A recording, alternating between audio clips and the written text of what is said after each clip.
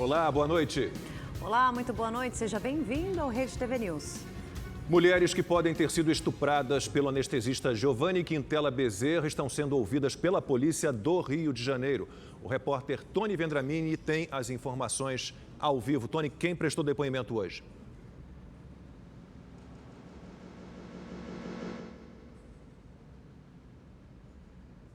João de Meriti para prestar depoimento. O marido de uma das mulheres que tiveram parto feito no domingo e uma paciente que também pode ter sido violentada no mesmo dia. Ela é mãe solteira, está muito abalada e contou que antes do parto, o anestesista Giovanni Quintela Bezerra fez perguntas e comentários que não tinham a ver com o procedimento. Ele também elogiou a tatuagem da mulher. A paciente contou que dormiu em seguida por causa da sedação.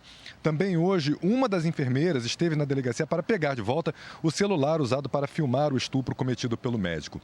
As investigações continuam e até agora a polícia já identificou cerca de 30 mulheres que podem ter sido estupradas pelo Giovanni. Vamos ver na reportagem.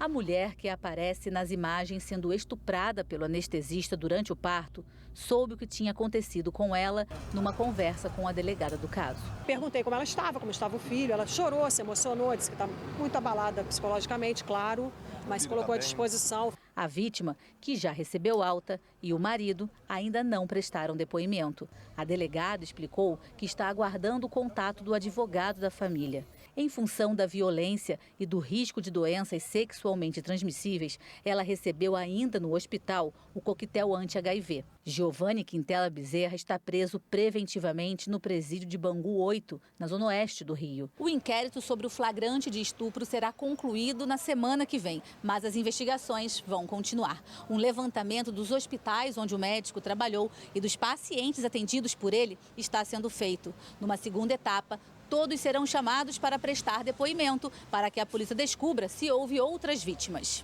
Foi um abuso, inclusive, de poder, de uma posição do agressor em que ele estava com toda a legitimidade, que a priori, ele utilizava dessa posição, de que a priori ele não seria suspeito. E mais abominante ainda é a vítima estar totalmente indefesa na mão de uma pessoa que é um profissional de saúde, na qual se deposita uma confiança extrema. Que demonstra? Uma das maiores confianças que nós podemos depositar é na mão de um médico. O governador do Rio esteve no Hospital da Mulher em São João de Meriti, onde o crime aconteceu. Ele conversou com a equipe médica e colocou o Estado à disposição para auxiliar no tratamento psicológico das vítimas e profissionais envolvidos na denúncia. Disse ainda que estuda novos protocolos para as unidades de saúde. Já está sendo estudado pela Secretaria de Saúde uma forma de protocolo, uma forma de capacitar melhor esses profissionais, apesar que eu acho que isso não é coisa de profissional, isso é coisa de um monstro que estava aqui e fez uma monstruosidade. Isso é um fato extraordinário, mas que tem que servir sim para que a gente possa combater esses e outros casos, que não sejam uma questão de estupro como essa, questão até sexual, mas outras formas de mal feito. O diretor administrativo da unidade disse que todos estão chocados com o caso e com as denúncias dos últimos dias. A gente está uma semana sem dormir por causa desse fato que chocou o mundo, não só a nossa unidade, nosso hospital de saúde. Todos nós estamos tratando psicologicamente para que isso a gente possa se recuperar. Veja agora outros destaques da edição de hoje. Mulher suspeita de envenenar os enteados no Rio de Janeiro é transferida de presídio por medida de segurança. No quadro Casos de Polícia, o assassinato de Elisa Samúdio, com o envolvimento do ex-goleiro Bruno. O corpo até hoje não foi encontrado. O Ministério da Defesa apresenta ao Senado proposta para votação paralela com cédulas de papel. 2 mulheres foram vítimas de feminicídio em Minas Gerais. Elas foram assassinadas na frente dos filhos pequenos. Em Uberlândia, a câmera de segurança do condomínio registrou o momento que Diego Mendes Piré deixa o prédio acompanhado do filho de 8 anos.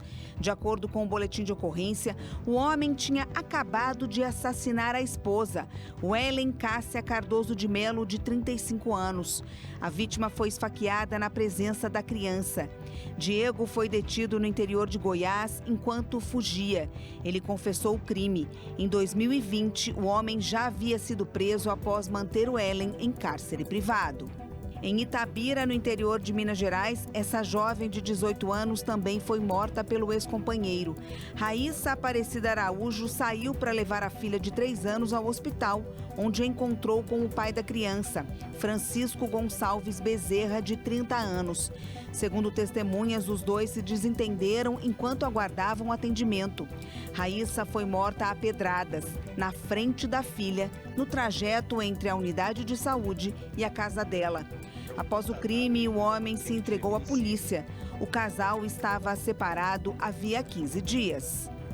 A mulher suspeita de envenenar os enteados no Rio de Janeiro foi transferida para o complexo de Bangu, na zona oeste da capital fluminense. Segundo a Secretaria de Administração Penitenciária, a troca de presídio foi uma medida de segurança. Cíntia Mariano Cabral vai ficar sozinha numa cela. Essa semana, ela se tornou ré pela morte de Fernanda Cabral, de 22 anos, e pela tentativa de homicídio de Bruno Cabral, de 16. Cíntia também teve a prisão temporária convertida em preventiva. 2 jovens foram executados durante um torneio amador de futsal em Santa Maria, a 30 quilômetros de Brasília. De acordo com a Polícia Militar, 3 homens armados chegaram ao ginásio poliesportivo em 2 carros e fizeram vários disparos. Câmeras de segurança registraram o momento em que as pessoas fogem. Cleiton da Cruz Araújo fazia parte do time de futsal que jogava no momento e morreu no local. Segundo a Polícia Civil, ele já tinha sido preso por tráfico de drogas. Lucas Menezes Torres também foi encontrado morto na área externa da quadra. Os disparos ainda acertaram uma jovem de 19 anos que passou por cirurgia para a retirada de um projétil do fígado. O estado de saúde dela é grave, mas 2 pessoas foram atingidas de raspão. E a Justiça do Rio de Janeiro decretou a prisão temporária dos 5 suspeitos de assassinar um adolescente e jogar o corpo num rio. O jovem foi espancado até a morte por amigos dele. O corpo de Cauã Neres das Chagas, de 17 anos, foi encontrado no Rio São Francisco, em Santa Cruz, na zona oeste do Rio de Janeiro.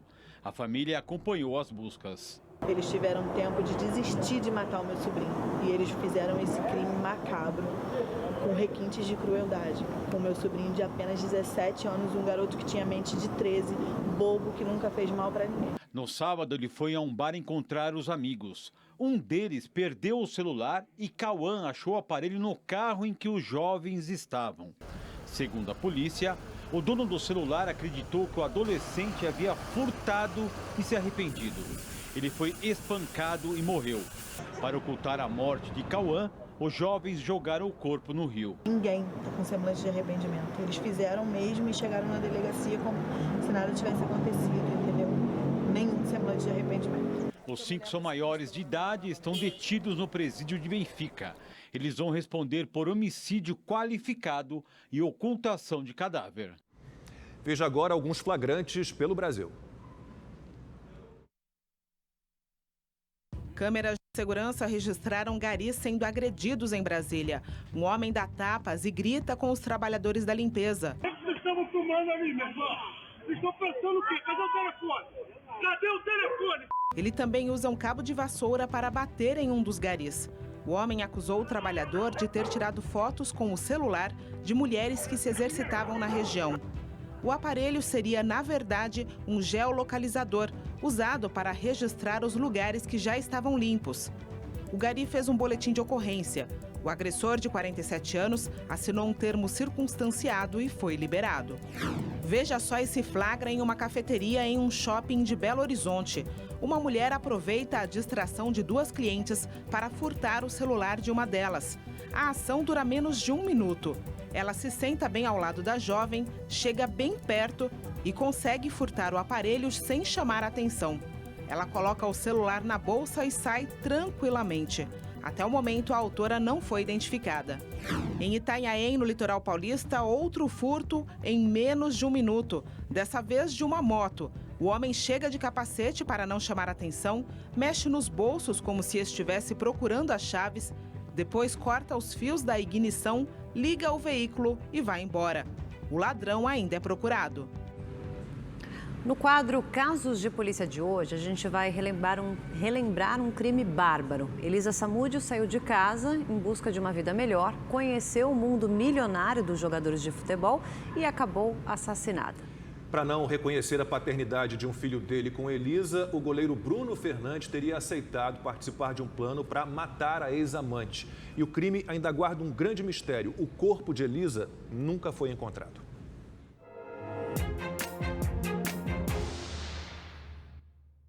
A história de Bruno Fernandes e Elisa Samúdio começou num churrasco no Rio de Janeiro, onde eles se conheceram no final de 2008.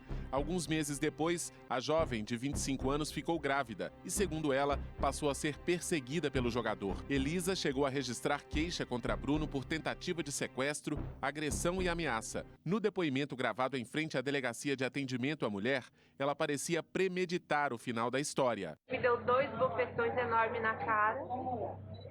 Aí ele pegou e ficou rodando, falou assim, não sei se eu te mato, não sei o que eu faço. Se eu te matar e te jogar em qualquer lugar, não vão descobrir que fui eu. Qual de vocês aí, que é casado, que nunca brigou com a mulher, que nunca discutiu, que nunca até saiu na mão com a mulher, né, cara? Não tem jeito, é briga de marido e mulher, ninguém mete a colher, xará. Bruno Samúdio nasceu no dia 10 de fevereiro de 2010. O goleiro, na época titular do Flamengo, se recusava a reconhecer a paternidade e Elisa entrou na justiça. Bruno reagiu muito prepotentemente. Como ela persistentemente buscou o reconhecimento logo dos direitos que caberia ao rebento, ele se sentiu também afrontado. Quando o menino tinha pouco mais de 3 meses, mãe e filho foram separados e desapareceram. Elisa havia sido sequestrada por Luiz Henrique Ferreira Romão, o Macarrão, amigo e braço direito de Bruno, e Jorge Rosa Salles, um primo do jogador. Foi agredida fisicamente dentro do veículo do então goleiro, recebeu coronhadas, sangrou dentro do carro. Denúncias anônimas levaram a polícia ao sítio de Bruno em Esmeraldas, na região metropolitana de Belo Horizonte. A informação era que Elisa tinha sido agredida e morta. As roupas teriam sido queimadas e o corpo ocultado. Ela viajava muito, ninguém sabia. Então ali criou-se uma dúvida sobre onde ela estaria, se ela estaria realmente morta. Diversas evidências levaram a justiça a decretar a prisão de Bruno e mais 7 pessoas no dia 7 de julho de 2010. A Divisão de Homicídios de Minas Gerais agiu com rapidez no caso da morte de Elisa Samúdio. Um fato determinante era que um dos suspeitos era uma pessoa, naquela oportunidade, extremamente conhecida, goleiro do Flamengo, e um outro fator determinante foi que o Brasil inteiro estava focado nesse caso e, em 2 ou 3 ocasiões, pessoas extrapolícias contribuíram com informações importantes para que o delegado Edson Moreira fechasse esse quebra-cabeça, imputando não só ao Bruno, mas aos seus comparsas a participação neste homicídio. A polícia recebeu diversas denúncias sobre o local onde os restos mortais de Elisa teriam sido enterrados, mas o corpo nunca foi encontrado. Infelizmente, eu vivo um luto eterno, porque eu não sei o que foi feito do corpo da minha filha, não sei que fim que eles deram, e eu vivo preso nesse luto. Bruno foi considerado culpado pelo Tribunal do Júri por homicídio triplamente qualificado. Motivo torpe, asfixia e uso de recurso que dificultou a defesa da vítima. Ele foi condenado também por sequestro, cárcere privado e ocultação de cadáver. A pena foi de 22 anos e 3 meses de prisão. Eu sinto muita dor. Porque eu fico imaginando os últimos momentos de vida da minha filha. Então, é um momento de muita dor para mim. Apesar do corpo de Elisa Samúdio nunca ter sido encontrado, em janeiro de 2013, a Justiça determinou a expedição da certidão de óbito. A causa da morte declarada foi asfixia. Dificilmente a polícia consegue estabelecer um autor de homicídio sem a localização da sua materialidade, que seria o corpo da vítima. Mas no caso de Elisa Samúdio, o delegado do caso, ele verificou uma série de circunstâncias e indícios que mostrou para a Justiça Mineira que poderia sim ser expedido uma certidão de óbito de Elisa Samúdio. No dia 27 de maio, o Tribunal de Justiça do Mato Grosso do Sul decretou a prisão do ex-goleiro por atraso no pagamento de R$70 mil de pensão do filho que teve com Elisa Samúdio. Esquecem-se que o Bruno hoje ele tem uma realidade diferente. Ele não é mais o goleiro do Flamengo com aqueles grandes salários. Hoje ele recebe um salário mínimo e paga pensão para mais 2 crianças. Fora da prisão desde 2019, Bruno Fernandes vive em São Pedro da Aldeia e foi anunciado esta semana como reforço do Atlético Carioca, equipe da 5ª Divisão do Rio de Janeiro. A estreia vai acontecer no próximo domingo. O filho de Bruno com Elisa Samúdio está com 12 anos e mora com a avó no Mato Grosso do Sul. Em abril, Sônia Moura perdeu o marido por problemas de saúde. Ele era considerado o pai de criação de Bruno Samúdio. O garoto joga futsal, é goleiro como pai e ainda pergunta sobre a morte da mãe. Mãe Soninha, aonde a minha mãe está enterrada? Esse foi um momento difícil de me poder responder para o meu neto, porque eu tive que olhar nos olhos dele e falar para ele que eu não sabia aonde a mãe dele estava.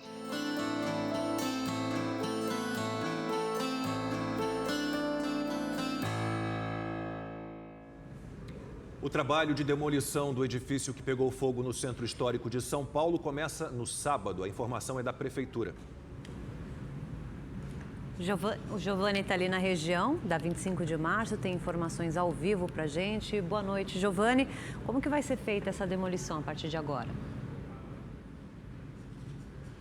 Boa noite a todos. Olha, segundo técnicos da Secretaria Municipal de Infraestrutura Urbana, não vai haver a implosão. A demolição deve ser feita por máquinas e homens da prefeitura ou de alguma empresa contratada pela prefeitura para executar esses serviços, né? Especialistas calculam que terão de ser removidos cerca de 2.000 metros cúbicos de concreto e isso deve demorar aí de 2 a 3 meses. Um dos entraves é que há muitos imóveis aqui no entorno. Os profissionais da prefeitura ainda estão analisando os dados, relatórios e também a planta do edifício para definir como vai ser removido todo esse material. A partir dessa análise será definido o plano de trabalho. Durante uma reunião entre prefeitura, donos de salas e a direção da Associação dos Lojistas da 25 de março, ficou definido que, num primeiro momento, a prefeitura vai arcar com os custos da demolição e depois esse valor vai ser repassado aos condôminos. De São Paulo, Giovanni César para o Rede TV News. A Agência Nacional de Saúde Suplementar acabou com o limite de consultas e sessões com especialistas que era determinado pelos planos de saúde. A medida entra em vigor em 1º de agosto. Maristela é mãe de uma autista de 37 anos e uma das pioneiras na luta pelo fim do limite de consultas e sessões com especialistas. O que prejudicava era o desenvolvimento dessa criança, os resultados que se eram estabelecidos para aquela criança. Vice-presidente de uma associação que atende deficientes intelectuais e autistas em Belo Horizonte, ela lembra que após 2 anos de isolamento por causa da pandemia, o que essas pessoas mais precisam é de socialização e atendimento adequado para recuperar o tempo perdido. Para o desenvolvimento da pessoa com deficiência, do autismo ou qualquer outro transtorno global do desenvolvimento, é necessário que ela tenha um acompanhamento multidisciplinar. A medida anunciada pela Agência Nacional de Saúde Suplementar traz um alívio para milhões de pacientes de planos de saúde. A partir do dia 1º de agosto, não haverá mais limite de cobertura para sessões com psicólogos, fonoaudiólogos, terapeutas ocupacionais e fisioterapeutas. No começo deste mês, a ANS já havia tornado obrigatória a cobertura para o tratamento de transtornos de desenvolvimento, entre eles o do espectro autista. Agora, com a decisão desta semana, as condições exigidas pelos planos vão ser excluídas e o que vai valer será a prescrição médica. que aquele médico entender como melhor os números de sessões, seja de psicoterapia, fonoaudiologia, terapia ocupacional ou fisioterapia, o que ele entender de melhor para aquele paciente, ele vai fazer assim a indicação e nisso os planos de saúde terão que cobrir. O fim do limite de sessões com especialistas vai valer para pacientes com qualquer diagnóstico. Em nota, a Associação Brasileira de Planos de Saúde disse que prefere não se manifestar sobre o assunto. Vai ajudar no sentido de que vai haver maior tranquilidade para as famílias de saber que esses filhos vão ser acompanhados pelo tempo necessário de resposta de cada um deles. O presidente Jair Bolsonaro cumpriu o segundo dia de agenda no Maranhão. Bolsonaro chegou à cidade de Vitória de Mearim de helicóptero. O presidente pousou no estádio municipal e cumprimentou apoiadores. Em seguida, participou de um congresso religioso. Durante discurso, Bolsonaro falou sobre o aumento do valor do Auxílio Brasil para R$ 600. Olha a questão do Auxílio Brasil. Até o ano passado era Bolsa Família. Nós passamos de, em média, R$ 190 para, no mínimo, 400. E no dia de ontem, votou-se, na última casa, a Câmara, a majoração do mesmo para R$ 600. É uma boa notícia para os mais necessitados. E mais, hoje são 18 milhões de pessoas que recebem o Auxílio Brasil e 2/3 dessas pessoas, ou seja, 12 milhões, são mulheres. É a nossa política voltada para atender preferencialmente a mulher. O presidente também relembrou o atentado sofrido por ele durante a campanha eleitoral de 2018 na cidade mineira de Juiz de Fora, onde ele cumpre a agenda amanhã. Quando assumi, numa campanha bastante diferente das demais, porque passei por uma tentativa de homicídio em Juiz de Fora, município no qual eu estarei amanhã,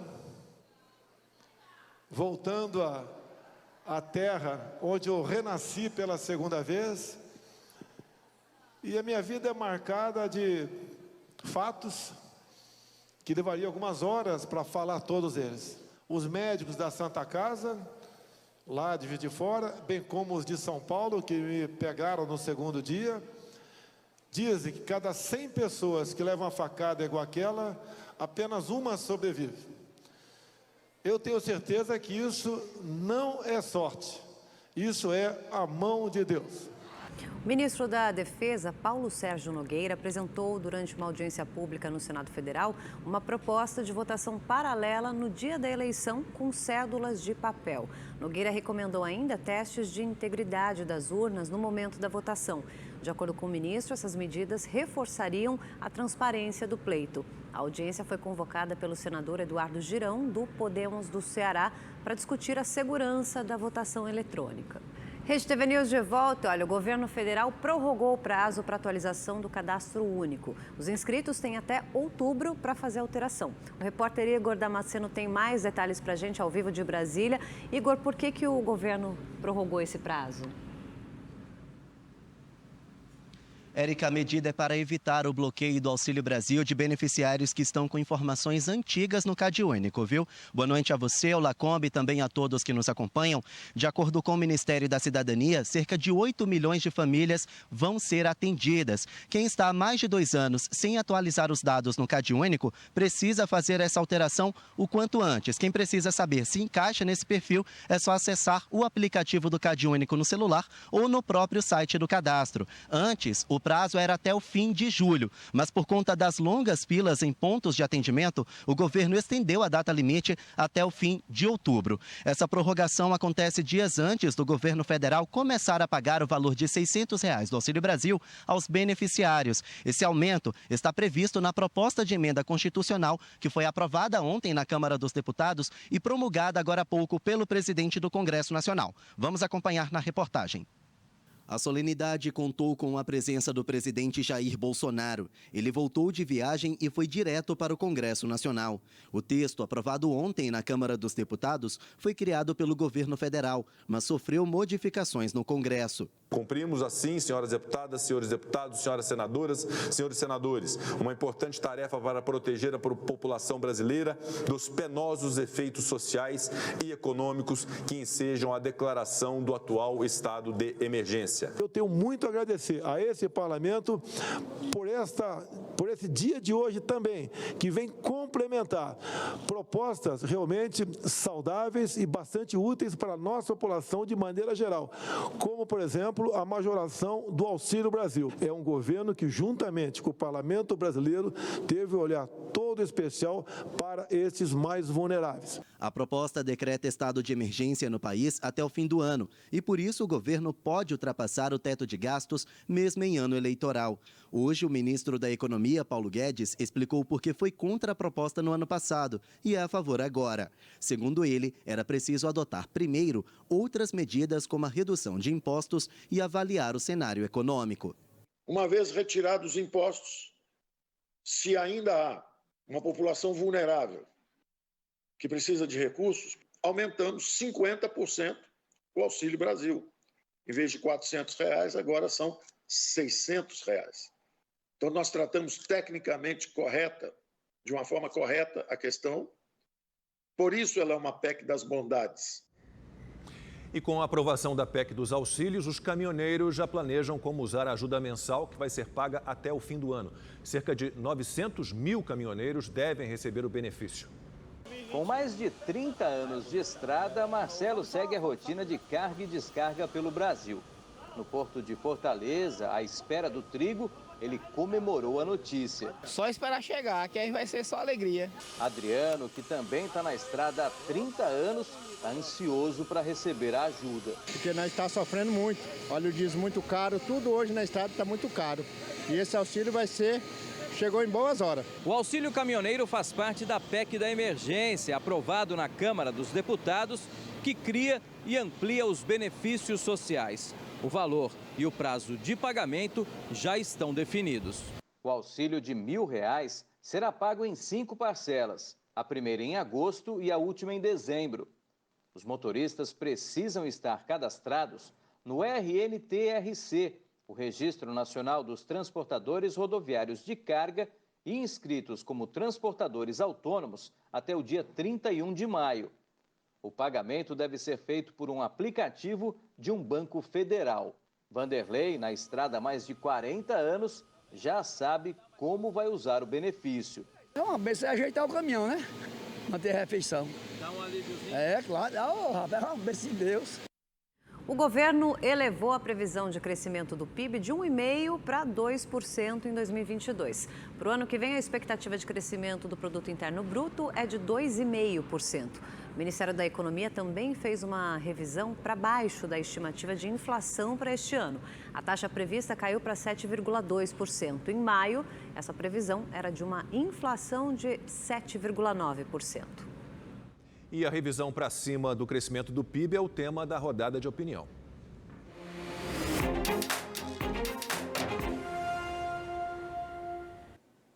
O mercado não comprou a projeção otimista do governo.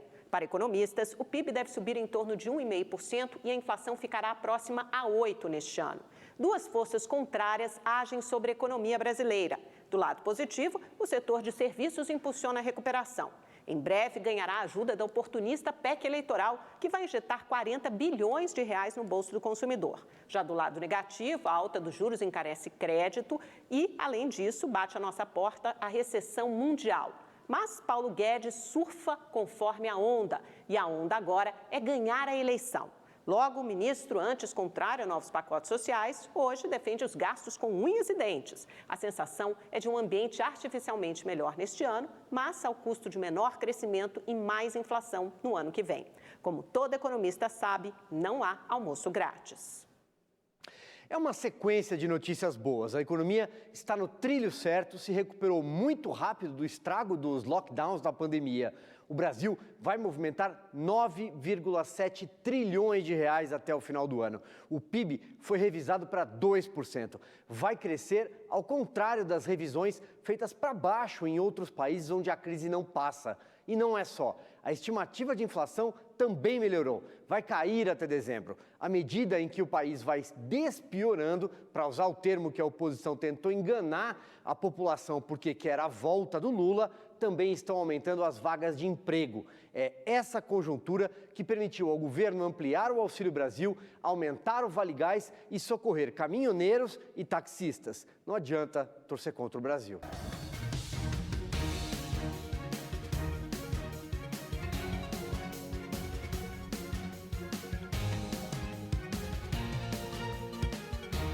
Estamos de volta e na terceira reportagem da série sobre a economia brasileira, a gente vai ver como alguns setores produtivos estão fazendo o Brasil avançar. Pois é, e o destaque é a construção civil.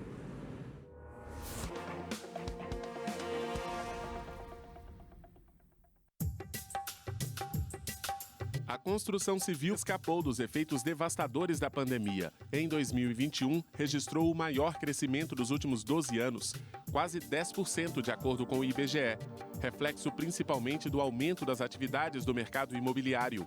As famílias buscaram imóveis mais adaptados a essa nova realidade do home office, das crianças estudando em casa. Então, aquelas pessoas que não tinham ainda o imóvel partiram para a aquisição do seu primeiro imóvel, e aqueles que já tinham um imóvel buscaram um imóvel maior. Com mais gente comprando imóveis, as construtoras investiram pesado nos empreendimentos.